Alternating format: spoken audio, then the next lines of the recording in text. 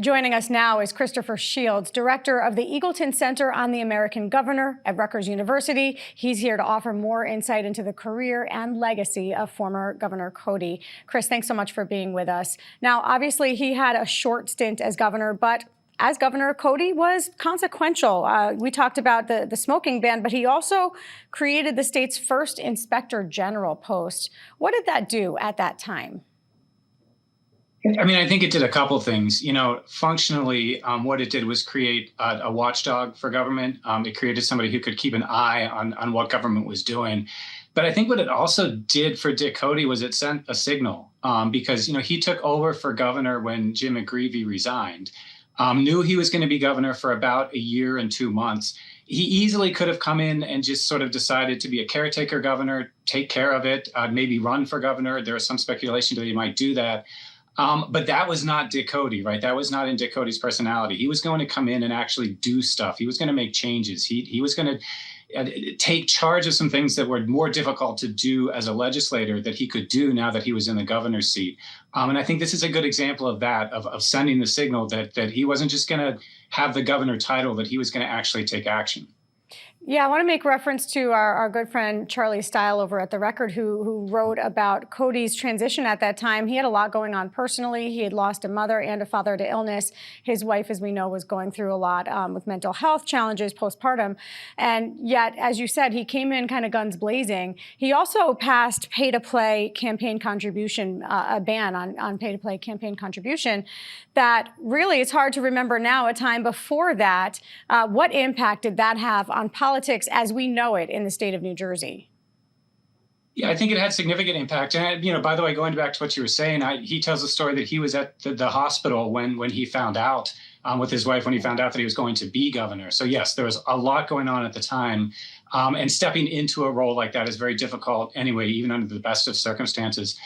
In terms of pay to play, it made a significant difference. It also showed just how good a politician I think Dick Cody was. It had bipartisan support, which is something that he often was able to do. One of the great things about being in government so long is that you make friends. And he had a lot of Republican friends and was serious about bipartisan efforts.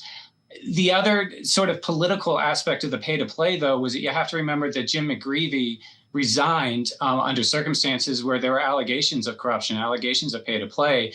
So for the Democrats, there was a little bit of brand rebuilding to be done. And this was a great way to do it, to have the new governor, who was also a Democrat, put through these pay to play restrictions that did limit government contracts for organizations who donated to political campaigns in New Jersey. So, New Jersey has that reputation as a scandal state, right? So a lot of times new governors try to attack that. Dick Cody did that in a really effective way with pay to play pretty fairly quickly, within 6 months or so after he took over as governor. Yeah, we touched on the personal things happening in his life. As you said, he was in the hospital when he found out he was going to become governor. He took that opportunity to highlight the challenges that he and his family were struggling with. His wife, Mary Jo Cody, came forward and said that she had experienced postpartum depression at a time that was still very stigmatized, and a lot of people didn't understand it. And they really, I would say, changed the conversation or began the change around that conversation of mental health. Do you find that unique that he actually stepped into that space and kind of allowed his personal life to be on display like that? I think, different politicians approach things like that differently. But one of the things about Dick Cody is that he was always unafraid to be himself. He was always unafraid to say what was on his mind. And he was always unafraid to sort of allow that window into what he was thinking and who he was. And I think this may be the greatest example of that. It was clear very quickly from talking to Dick Cody that mental health issues were really important to him, that he took them very personally, that he took mental health seriously, and that he was able to personalize it by talking about his wife, by talking about the experience that they had, the challenges that they had faced. So I think it's not completely rare for a politician to do that. But Dick Cody was able to do that with a lot of authenticity because he had that ability to just be himself and not really be concerned with what other people thought about him for the most part. Yeah. He sadly will not be at Governor Murphy's final State of the State tomorrow, where we know very often former governors do attend. But when we look at what's happening tomorrow, what can we expect procedurally? What typically happens when a governor is outgoing and has this final chance to say his goodbye?